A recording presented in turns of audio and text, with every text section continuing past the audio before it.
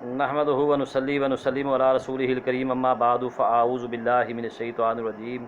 بسم اللہ الرحمن الرحیم قل ان صلاتی و نسکی و محیای و مماتی للہ رب العالمین قال اللہ تبارک و تعالی فی مقام آخر اعوذ باللہ من الشیطان الرجیم فصلی لربک وانحر۔ پہلی آیت کریمہ میں اللہ تعالیٰ فرما رہے ہیں کہ اے میرے نبی آپ لوگوں کو یہ بتا دیجئے، کہہ دیجئے کہ ان صلاتی بے شک میری نماز و نسکی میری قربانی و محیایا میری زندگی و مماتی اور میری موت للہ اللہ کے لیے ہے رب العالمین جو تمام جہانوں کا رب ہے۔ دوسری آیت میں فرمایا کہ فصلی پس نماز پڑھ لے رب کا اپنے رب کے لیے ونحر اور قربانی کر۔ تو پہلی آیت میں بھی اور دوسری میں بھی ایک تو عبادات الہی کا ذکر ہے، اللہ اور اس کے بندے کا آپس میں تعلق کا ذکر ہو رہا ہے کہ بندہ اپنے رب کی بندگی کیسے کرے، یعنی نماز بھی اللہ کی بندگی ہے، اللہ کی عبادت ہے، اور قربانی یا اس کے علاوہ نوسکی کا معنی قربانی بھی ہوتا ہے اور نوسکی کا معنی عبادات یعنی عبادت کی جمع عبادات بھی ہوتا ہے۔ نماز اور عبادات یہ سب اللہ کے لیے ہیں، تو حضور فرماتے ہیں کہ میری نماز بھی، میری تمام عبادات بھی، میری زندگی بھی اور میری موت بھی اللہ کے لیے ہے۔ تو ہمیں بھی اس بات پہ توجہ کرنی ہے کہ آنے والے ایام جو ہے نا وہ قربانی کے ایام قریب آتے جا رہے ہیں،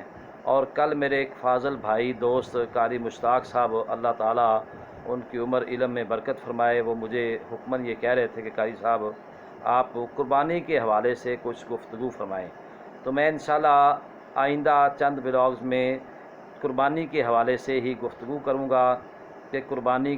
جو ہے نا اس کے دینے کا مقصد کیا ہے، قربانی کا جانور کیسا ہونا چاہیے،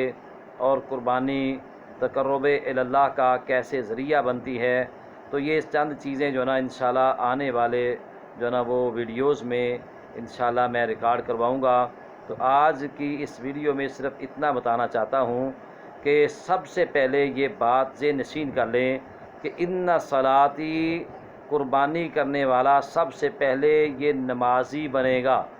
اور کہے گا کہ ان صلاتی میری نماز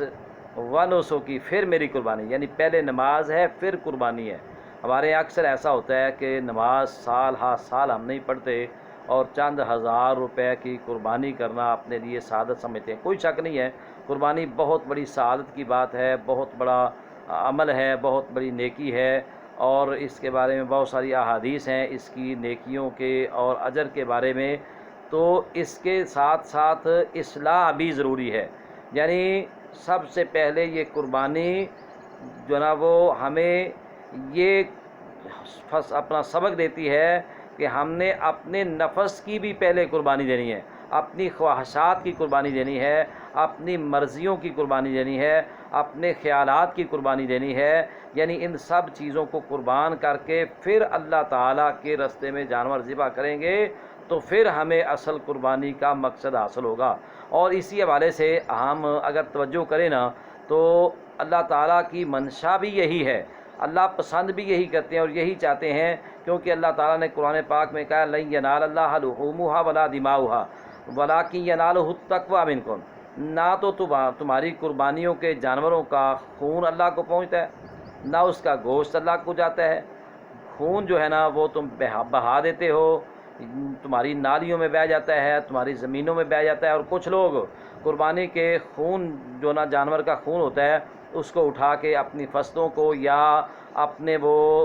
چند پودوں کو پھلدار، میں نے بہت سارے لوگوں کو دیکھا ہے کہ وہ آم کے درخت کو خون ڈالتے ہیں یا اسی طرح وہ قربانی کا خون درختوں کو ڈال دیتے ہیں۔ بہرحال یہ جو عمل ہے اپنی جگہ، یعنی یہ خون تمہارا اسی زمین میں چلا جائے گا اور تمہارا جو گوشت ہوگا وہ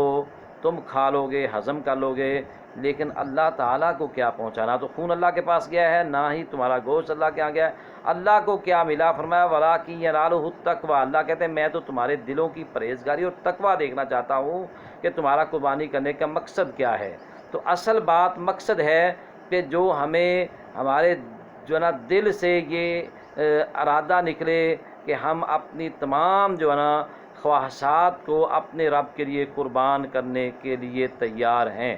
کیونکہ اللہ نے قرآن میں کہا کہ ارأیت من اتخذ الہہ ہوا،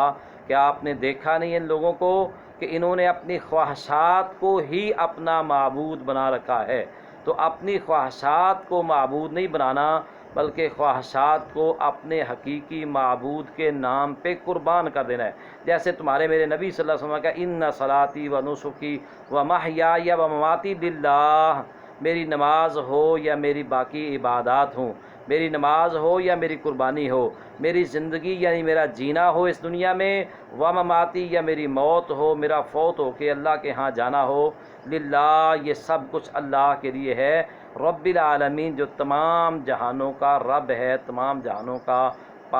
پالنہار ہے، تمام جہانوں کا روزی رساں ہے، اس کے لیے یہ میرا سب کچھ ہے۔ اور اگلی آیت میں اللہ نے باقاعدہ حکم دیا فصلی، پس نماز پڑھ لربی کا، اپنے رب کے لیے۔ تو اللہ نے حکم دیا کہ رب کے لیے نماز پڑھیں اور پھر قربانی کریں۔ تو نماز جو ہے نا وہ قربانی سے پہلے کا